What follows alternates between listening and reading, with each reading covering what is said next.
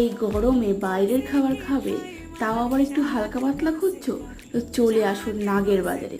নাগের বাজারে ডায়মন্ড প্লাজার ঠিক পাশেই এই দোকানটা নতুন ওপেন হয়েছে, কিন্তু নতুন হলে কি হবে, এদের খাবার কিন্তু একদম অতুলনীয় আর অন্য রকম, একদম হাটকে ছিল। তো প্রথমে আমি নিয়ে নিয়েছিলাম রাইস পেপার রোল। তো এই রোলটা একদম ইউনিক টাইপের ছিল, এর ভিতরে চিকেন অ্যান্ড ভেজিস একদম ভরে ভরে ছিল। আমার কিন্তু একদম অন্য রকম লেগেছে, আর এটা কিন্তু ডায়েট ফ্রেন্ডলি ছিল, খুবই ভালো খেতে, এটা কিন্তু মাস্ট ট্রাই।